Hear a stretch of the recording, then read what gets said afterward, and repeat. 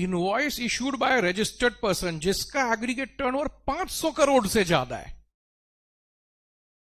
इसमें तो वो आपके स्मार्ट बाजार ही आएंगे,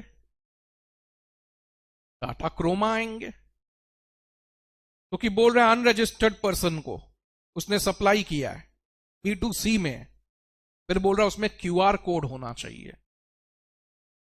500 करोड़ के ऊपर का टर्नओवर और B2C है, इसीलिए मैंने बोला B2C तो ज्यादा यही लोग करते हैं, स्मार्ट बाजार, क्रोमा, इस प्रकार से जो कंपनीज है, डीमार्ट एंड ऑल दोज। नहीं, टर्नओवर भी 500 करोड़ से बेसी है, B2C ज्यादा ये लोग करते हैं। इनके इनवॉइस में क्यूआर कोड होना चाहिए। क्या होगा क्यूआर कोड से? तो क्यूआर कोड तो टैक्सी में हम लोग जाते हैं उन लोगों के पास भी होता है, फिर ये 500 करोड़ का बात कर रहा है। नहीं, एक होता है स्टैटिक क्यूआर कोड, एक होता है dynamic QR code. Static QR code में आप स्कैन करो, फिर कितना रुपया भरना है, 500 200 आप भरो और पे कर दो। नहीं समझे? 500 200 भरो और पे कर दो स्टैटिक में। डायनामिक क्यूआर कोड क्या होता है? उसमें जैसे ही आप स्कैन करोगे पूरा इनवॉइस का डिटेल ही कैप्चर हो जाए, अमाउंट भी अपने आप ही आ जाएगा। यस, और ultimately once there is a dynamic QR code, invoice के डिटेल उसमें कैप्चर हो सकते हैं, तो सामने वाले के पास एक ऑनलाइन पेमेंट का सुविधा हो, या इनडायरेक्टली आपने बोल दिया कि जिसका टर्नओवर 500 करोड़ से ज्यादा है उसको ऑनलाइन पेमेंट का सुविधा देना पड़ेगा, और क्यूआर कोड जो है वो कैप्चर कर लेगा डिटेल इनवॉइस का। ठीक है, अब मैंने 500 नंबर इनवॉइस इसको दिया और इसने बैंक से पेमेंट कर दिया, फिर 520 इसको दिया, इसने भी ऑनलाइन पेमेंट ही किया। सपोज 500 और 520 इनवॉइस, और इनवॉइस के डिटेल नंबर भी तो कैप्चर हो रहा है, ऑनलाइन पेमेंट हो रहा है कि नंबर भी कैप्चर हो रहा है, दोनों। तो मतलब 500 वाला अगर इनवॉइस ऑनलाइन पेमेंट है, 520 वाला ऑनलाइन है, तो 1 से 19 वाला कैश भी है तो भी पकड़ा जाएगा, क्योंकि 500 के बाद 520 अगर सीरियल नंबर आ ही गया है तो 19 कहां गए बीच में? कैप्चर हो रहा है ना इनवॉइस नंबर। स्मार्ट बाजार, कोई बाजार में बहुत लंबा लाइन है, तो 500 करोड़ के ऊपर का टर्नओवर है, तो क्यूआर कोड सब में है, तो सामने वाले को बोला आप कैश में दे सकते हैं, क्यूआर कोड स्कैन करके भी दे सकते हैं। स्कैन करके उसने पेमेंट कर दिया, एक जन ने ऑनलाइन किया, बीच में 5 जन कैश दिए, फिर वो क्यूआर कोड तो मशीन से जनरेट हो रहा है ना, तो बीच में आप स्किप कैसे करोगे? वो तो मशीन होना चाहिए आपके पास उसका। डायनेमिक क्यूआर कोड होता है ये, स्टैटिक क्यूआर कोड तो सब जगह मिलता है, फल लेने जाओ, सब्जी लेने जाओ, उसमें भी स्टैटिक क्यूआर कोड है। डायनेमिक क्यूआर कोड जो है वो मशीन में होता है, मशीन से जनरेट होता है, इट्स एन एक्सपेंसिव मशीन। वो हर एक का यूनिक क्यूआर कोड जनरेट करेगा, उसमें इनवॉइस के भी सारे डिटेल आएंगे, बैंक से पेमेंट करने का भी ऑप्शन आएगा, ऑप्शन देना ही पड़ेगा बैंक से पेमेंट करने का, तो उसमें स्किपिंग पॉसिबल नहीं है, इम्पॉसिबल है। तो इसका मतलब वो सारे के सारे B2C पक्के के हो जाएंगे, कच्चे का कोई चांस ही नहीं है। ये इनवॉइस, ये क्यूआर कोड कहां होना चाहिए? बोलो कहां होना चाहिए क्यूआर कोड? हाँ, कहां होना चाहिए? इनवॉइस में। कौन से इनवॉइस में? B2C में, जब टर्नओवर 500 करोड़ से ज्यादा है।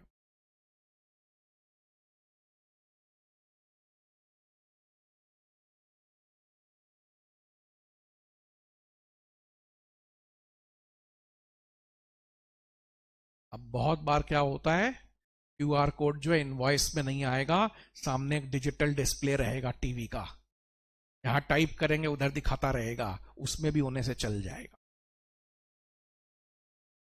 वेयर सच रजिस्टर, पहले बोला इनवॉइस में होना चाहिए क्यूआर कोड, किस में होना चाहिए? इनवॉइस में।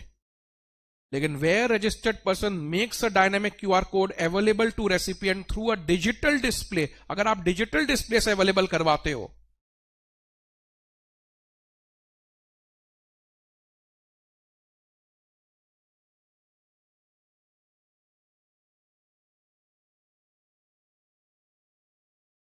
containing cross reference of payment, मतलब क्यूआर कोड डिजिटल डिस्प्ले में और इनवॉइस में रेफरेंस आएगा कि पेमेंट कैसे हुआ, तो भी कंप्लायंस है। कंप्लायंस क्या है? एक कंप्लायंस है इनवॉइस में क्यूआर कोड, इसमें क्यूआर कोड इनवॉइस में। दूसरा कंप्लायंस है यहां डिजिटल डिस्प्ले और इनवॉइस में पेमेंट का रेफरेंस। ये ट्रांजैक्शन आईडी इनवॉइस में, अगर यहां पर क्यूआर कोड है चल जाएगा, लेकिन इनवॉइस में बताना पड़ेगा आपको कि पेमेंट कैसे हुआ है।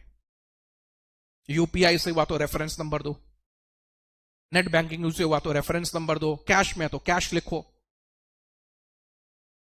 तो ये इनवॉइस में 17 नंबर डिटेल आ गया ना, या क्यूआर कोड या पेमेंट का रेफरेंस, दो में से एक तो देना ही होगा। थ्योरी क्या लिखोगे? Invoice issued by a registered person जिसका टर्नओवर, टर्नओवर कौन सा भाई? एग्रीगेट। कौन सा साल का? ना ना, पिछला साल का नहीं। जब से जीएसटी लॉ आया उनमें से कोई भी पिछला साल, जब से जीएसटी लॉ आया उनमें से किसी भी पिछले साल में टर्नओवर 500 करोड़ कभी क्रॉस किया एवर। तो B2C में क्यूआर कोड होना चाहिए। कौन सा क्यूआर कोड है? ये डायनामिक क्यूआर कोड है।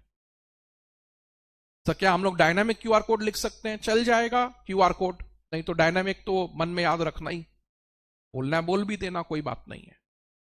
लेकिन वो किस में होना चाहिए? इनवॉइस में। नहीं सर मैं तो इनवॉइस में नहीं रखूंगा, मैं तो डिजिटल डिस्प्ले में है। रखो डिजिटल डिस्प्ले में, क्या प्रॉब्लम है? इनवॉइस में फिर बता दो पेमेंट कैसे हुआ, रेफरेंस दे दो। You must read it again.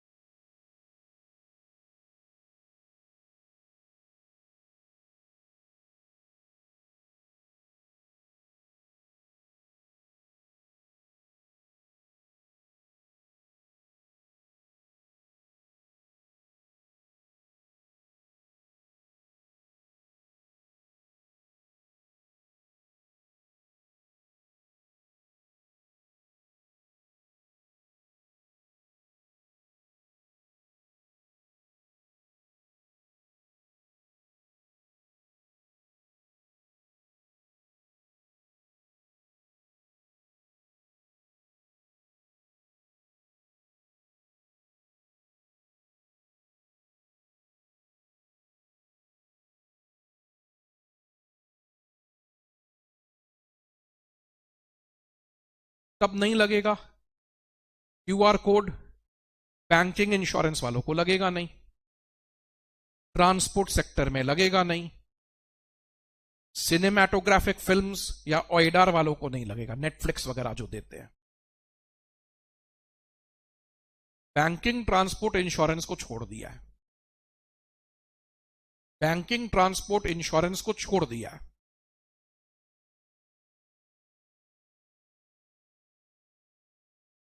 Export हिसाब से तो B2C है, हाँ या ना?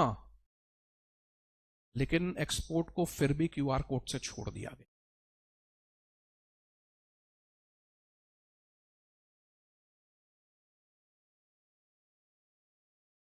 क्योंकि एक्सपोर्ट B2C है लेकिन उसको माना B2B जाता है। इसमें आईटीसी के रिफंड के चक्कर है ना, जीएसटी रिफंड का चक्कर है, तो इसको भले ही B2C है, इसको ट्रीट B2B की तरह ही किया जाता है। इसको छोड़ दिया एक डायनामिक क्यूआर कोड से, बताओ। है मल्टीप्लेक्सेस भी है, मोटा मोटी बैंकिंग इंश्योरेंस ट्रांसपोर्ट है, ठीक है ना? और एक्सपोर्ट्स भी है, एक्सपोर्ट वालों को हम लोग बोल दिए B2B माना जाएगा, तो ये B2C में लगता है, एक्सपोर्ट में लगेगा नहीं। क्या यूआईएन होल्डर पे लगेगा? यस, यूएनओ तो बोला गया था, यूएनओ रजिस्टर्ड है, कराता है, बट याद है रजिस्टर्ड पर्सन का डेफिनेशन?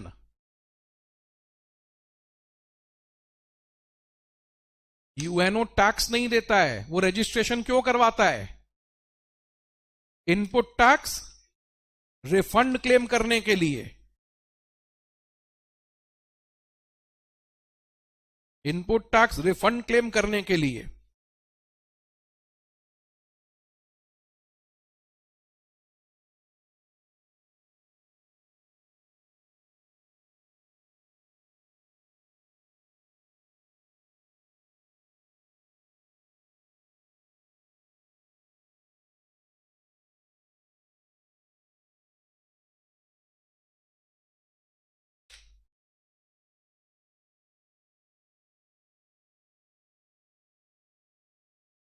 पेज 87,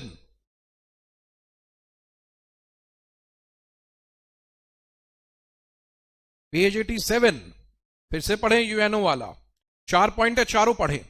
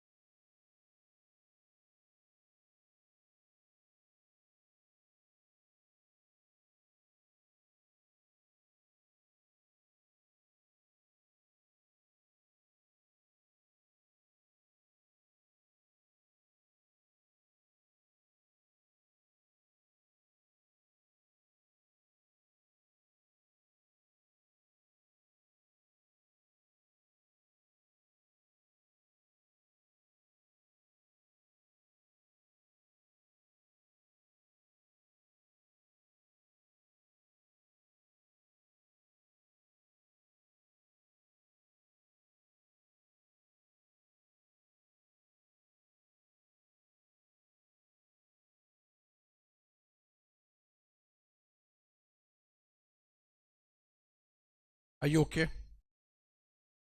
तो यूएनओ को जब रजिस्टर्ड पर्सन नहीं मानते तो वो B2C हुआ ना, तो उसमें फिर क्यूआर कोड लगेगा। क्लियर है?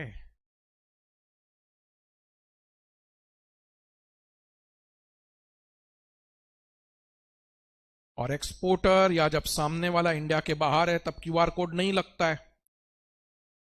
Where receiver is located outside India, payment is made in foreign currency. अब वो फॉरेन करेंसी में करेगा तो स्कैन करके तो इंडियन रुपी आना है।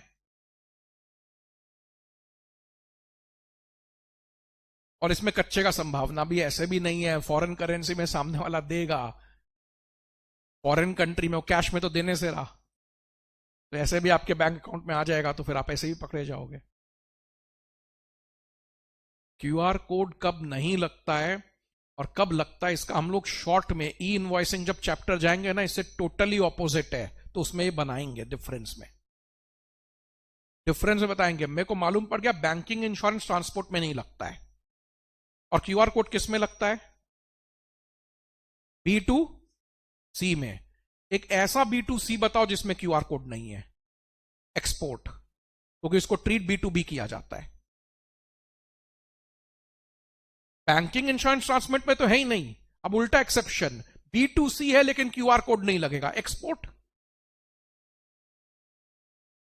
B2B है लेकिन क्यूआर कोड फिर भी लगेगा। यूएनओ क्या करें सर? कुछ नहीं करना, एक्सेप्शन बना देंगे अभी, समझ लो, उसका चार्ट बन जाएगा। कॉन्सेप्ट क्लियर होना चाहिए। फिर से बताओ क्या है? जिसका टर्नओवर 500 करोड़ से ज्यादा है B2C इनवॉइस में, उसको क्यूआर कोड लगेगा। ये स्टैटिक होते हैं, डायनामिक होते हैं। डायनामिक क्यूआर कोड जो है वो स्कैन करके सारा डिटेल कैप्चर हो जाता है। Basically you are giving an online payment facility, that's it. Sir मेरा तो क्यूआर कोड जो है यहां नहीं है, इनवॉइस में, इनवॉइस में नहीं है, डिजिटल डिस्प्ले में चलेगा? ना ना, ऐसे मत बोलना। चलेगा, चलेगा प्रोवाइडेड पेमेंट का रेफरेंस इनवॉइस में हो। कम से कम ये तो बताओ पेमेंट कैसे हुआ इनवॉइस में। नहीं तो इनवॉइस में जनरली पेमेंट का डिटेल्स का जरूरत नहीं होता है, यहां इनवॉइस में भी पेमेंट का डिटेल्स आएगा। अगर आप यहां क्यूआर कोड नहीं रख के डिस्प्ले में रखें। क्यूआर कोड में क्या क्या होना चाहिए देखो।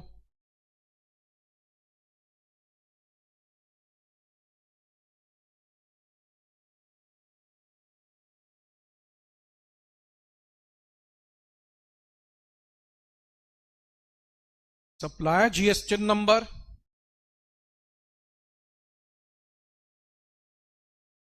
मतलब स्मार्ट बाजार में जा रहे हैं तो उनका जीएसटी नंबर आएगा, उनका बैंक अकाउंट का डिटेल आएगा, इनवॉइस नंबर आएगा, इनवॉइस के वैल्यू आएंगे, टैक्स का अमाउंट आएगा, मोटा मोटी वही 5 डिटेल है। आईटीसी में रेसिपिएंट का जीएसटी था, उसके जगह बैंक अकाउंट डिटेल जोड़ दिया, वो हटा दो, बैंक अकाउंट डिटेल आ गया उसके जगह। वही हो गया ना, सप्लायर का GST number, invoice number, invoice value, tax का अमाउंट और बैंक अकाउंट का डिटेल्स। अब बैंक अकाउंट का डिटेल दो ढंग से दिया जाता है, या यूपीआई आईडी दे दो, या बैंक अकाउंट नंबर दोगे तो उसके जगह उसके साथ आईएफएससी कोड होता है। You must be knowing this. वही बोला है, वो तो मैंने आपको पहले ही बोल दिया था चैप्टर स्टार्ट होने पर कि डायनेमिक क्यूआर कोड में सब आ जाते हैं, इनवॉइस के details and bank account details. वही यहां पर भी बोला है।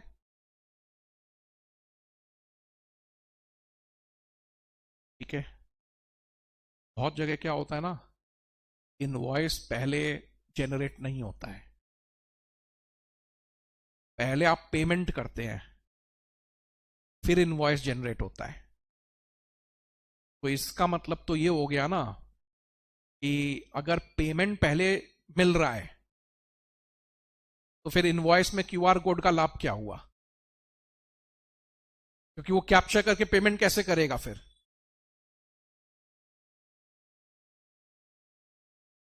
वेयर क्यूआर कोड, यहां बोला है क्यूआर कोड में इनवॉइस नंबर आना चाहिए, हां या ना। लेकिन स्मार्ट बाजार बोलता है, से फॉर एग्जांपल स्मार्ट बाजार बोलता है डिजिटल डिस्प्ले है, आप पेमेंट करो मैं इनवॉइस देता हूं। तो पेमेंट आप कैसे कर रहे हो, स्कैन करके। तो क्यूआर कोड जब स्कैन करोगे इनवॉइस नंबर कैसे आएगा, वो तो इशू ही नहीं किया। बोलो सही है कि नहीं ये बात। वो सेल्स ऑर्डर आईडी दे दे, दूसरा आईडी यूनिक आईडी दे देगा, इनवॉइस नंबर के जगह कोई यूनिक नंबर दे देगा, सेल्स ऑर्डर आईडी नंबर। आप लाइन में खड़े हुए, बोला आपका टर्नओवर तो 500 करोड़ से ज्यादा है, मैं स्कैन करके पेमेंट करूंगा। बोला करो स्कैन करके, बोला यहां पे करो। आप बोले इसमें तो इनवॉइस नंबर आता नहीं है, लॉ में लिखा है क्यूआर कोड में इनवॉइस नंबर होना चाहिए। बोला मैं इनवॉइस नंबर कैसे दूं, आप पेमेंट करोगे तब दूंगा। तो फिर यहां पर ऑर्डर आईडी नंबर आ जाना चाहिए। यही बोला है 7वें नंबर पॉइंट पर।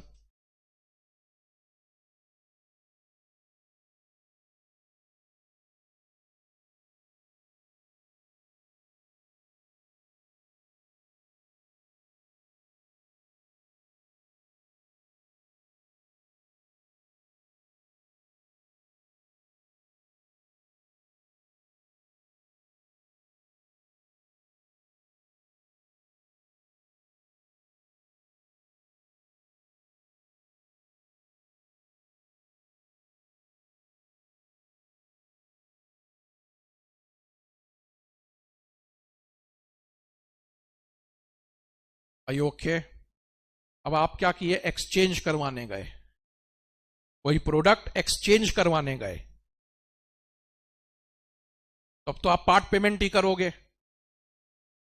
इसमें बोला इनवॉइस का पूरा वैल्यू आना चाहिए, इनवॉइस का वैल्यू है तो 2000, लेकिन आप 1200 का एक्सचेंज करवाने गए तो अब आप 800 ही देंगे। तो स्कैन करके 2000 कैसे पेमेंट करूं, उसमें तो इनवॉइस वैल्यू आएगा, तो पूरा ही पेमेंट हो जाएगा ना स्कैन करने के साथ साथ। तो जब पार्ट पेमेंट ही करना है तो क्यूआर कोड इनवॉइस वैल्यू के जगह पार्ट पेमेंट ही बता दे। प्रैक्टिकलिटी को जोड़ा भाई, 7 और 8 प्रैक्टिकली। तुम बोलते हो इनवॉइस में क्यूआर कोड होना चाहिए, बोला चलो डिजिटल डिस्प्ले में रख दो, यहां रेफरेंस दे देना। बोले सर डिजिटल डिस्प्ले में करेंगे तो इनवॉइस तो इशू ही नहीं हुआ, तो इनवॉइस नंबर कैसे आएगा डिजिटल डिस्प्ले में। बोला चलो सेल्स ऑर्डर आईडी दे दो। बोला नहीं सर मेरे को तो 1000 रुपया देना है 3000 के बिल में, क्योंकि 2000 पहले दिया हुआ था एक जमाने में, कभी एक्सचेंज कर रहे हैं आप प्रोडक्ट को, खराब निकल के आ गया, एक्सचेंज करते हैं ना हम लोग क्लोथिंग वगैरह। बोला ठीक है चल प्रैक्टिकलिटी में अप्लाई करते हैं, इनवॉइस वैल्यू मत दिखा, पार्ट अमाउंट जो देना है वही दिखा दे। पढ़ो 7 और 8।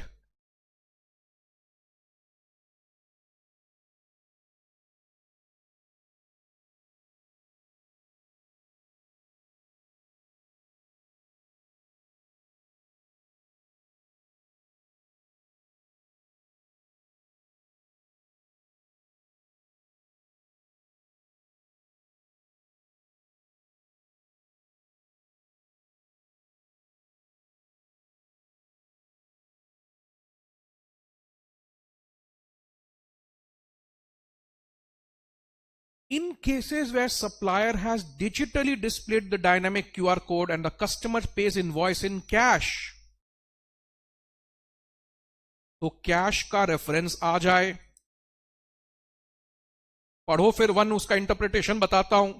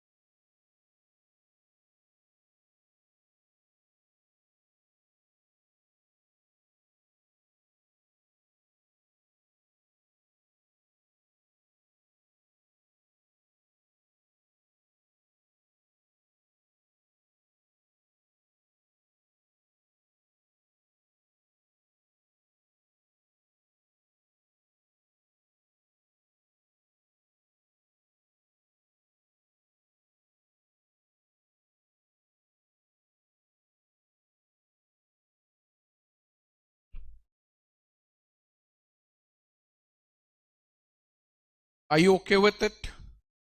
किस चीज में आप ओके हैं? इसमें क्या बोलना चाह रहा है बताओ। मैंने बोला था इनवॉइस में क्यूआर कोड नहीं, डिजिटल डिस्प्ले होने से चल जाएगा, बोला था कि नहीं? और डिजिटल डिस्प्ले होगा तो इनवॉइस में पेमेंट का रेफरेंस आएगा। तो क्या कैश में देंगे तब भी रेफरेंस आएगा? बोल रहा है हाँ, यही बोला है कि पेमेंट का रेफरेंस आएगा चाहे वो कैश में भी हो। ये नहीं कि बैंक से देगा तभी आप लिखेंगे बैंक से दिया है। यहां डिस्प्लेड है। अब आपके ऊपर है, क्यूआर कोड स्कैन करो या कैश में दो। जो स्कैन करेगा उसका पेमेंट का रेफरेंस आएगा, जो स्कैन नहीं करके कैश देगा उसका भी पेमेंट का रेफरेंस आएगा कि कैश में दिया है।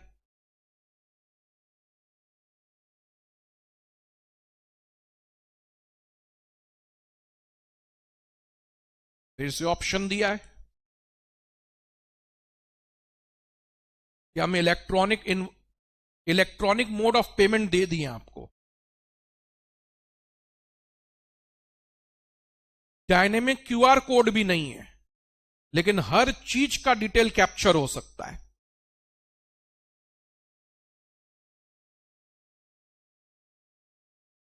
मतलब मैंने इलेक्ट्रॉनिक मोड ऑफ पेमेंट दिया, मेरा डिटेल भी कैप्चर हो रहा है, आपका मेरा जो सेल का सप्लाई का ट्रांजैक्शन हुआ है वो भी कैप्चर हो रहा है, अदरवाइज कोई दूसरे ढंग से। मतलब डायनेमिक क्यूआर कोड का एक सब्स्टिट्यूट निकाला कि ये देखो एक मोड ऑफ पेमेंट है, इसको भी स्कैन करने से वही सारे चीज आ जाएंगे। गवर्नमेंट वाला बात तो एक ही पड़ा, टेक्नोलॉजी आ रहा है, एक जन डायनेमिक क्यूआर कोड लग दिया, एक कोई दूसरा सिस्टम रख दिया, लेकिन सारे चीज आ रहे हैं, यही सब सारा चीज कैप्चर हो रहा है। तो क्या प्रॉब्लम है फिर? लेकिन पेमेंट का रेफरेंस जरूर दे दो इनवॉइस में। इसको भी इनवॉइस में क्यूआर कोड नहीं देना है, वो डिस्प्ले में या क्यूआर कोड दे या डिस्प्ले में कुछ ऐसा दे दे जिससे ट्रांजैक्शन का कैप्चर हो जाए, क्योंकि इनवॉइस में क्यूआर कोड नहीं है, इनवॉइस में पेमेंट का डिटेल आएगा। पहले पेमेंट हुआ फिर इनवॉइस जनरेट करा, तो वही बोल रहा है इनवॉइस में पेमेंट का रेफरेंस दे दो। और कैन यू एक्सप्लेन मी?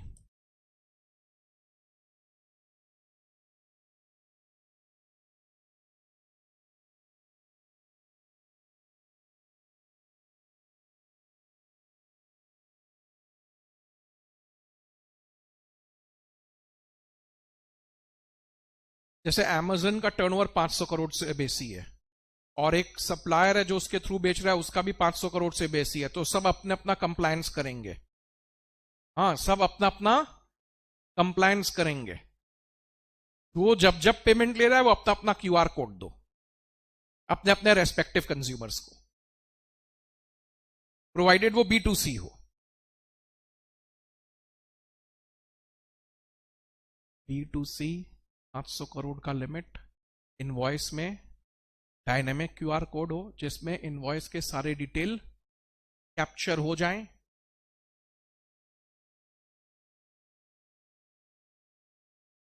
और अगर डायनामिक क्यूआर कोड इनवॉइस में नहीं हो तो कहीं और डिस्प्ले कर दिया जाए और इनवॉइस में पेमेंट का रेफरेंस आ जाए। मेन तो यही है।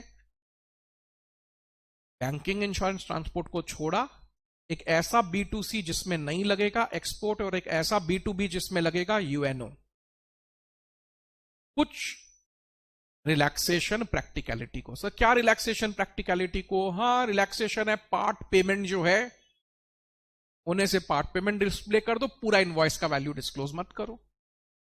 इनवॉइस बाद में जनरेट होता है तो इनवॉइस की जगह ऑर्डर आईडी का रेफरेंस दे दो।